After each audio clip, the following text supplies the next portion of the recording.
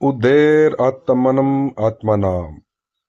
भगवान श्री कृष्ण के द्वारा अर्जुन को योग अध्याय में भगवत गीता के 6ठे अध्याय में इस गुरु मंत्र को दिया गया।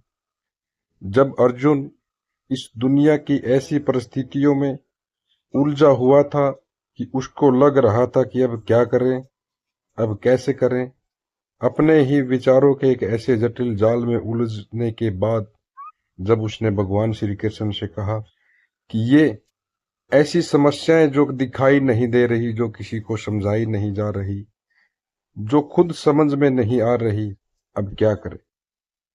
भगवान श्री कृष्ण ने मन की जटिलता को समझते हुए उनको एक गुरु मंत्र दिया कि तुम अपने आप को ही उठा सकते हो, तुम्हारे मन को शांत रखो और तुम्हारे मन को स्वयं तुम ही उठा सकते हो, और दूसरा कोई व्यक्ति, कोई भी इंसान या कोई भी एक ऐसी वस्तु तुम्हारे मन को अब उठा नहीं पाएगी।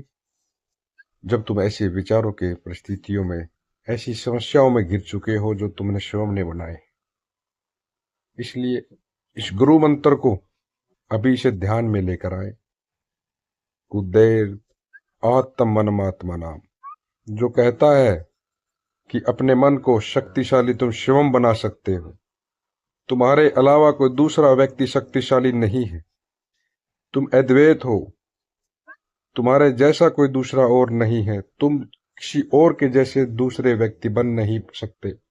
जो प्रकृति ने, जो भगवान ने तुम्हें बनाया है वो सर्वश्रेष्ठ बनाया है।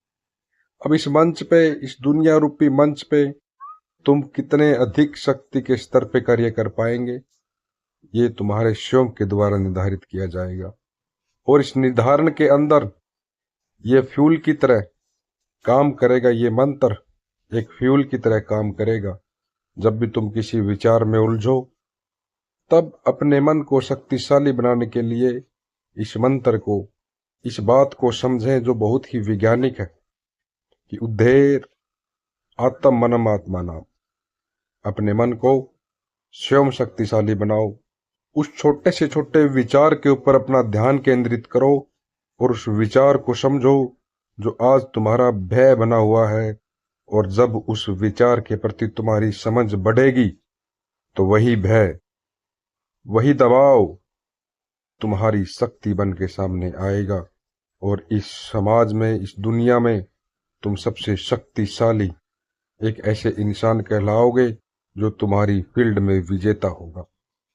आज से ही इस वैज्ञानिक शब्दावली को, इस वैज्ञानिक रहस्य को समझो कि तुम्हारे मन की शक्ति तुम्हारे हाथ में है। और जब मन शक्तिशाली हो, उस व्यक्ति का सामना करने के लिए किसी भी परिस्थिति में, किसी भी दूसरे इंसान में इतनी हिम्मत नहीं होती कि वो उसको झुका पाए। यही कारण था कि पांच व्यक्ति 100 से अधिक सेनापतियों की फौज के साथ एक साथ लड़े। धन्यवाद।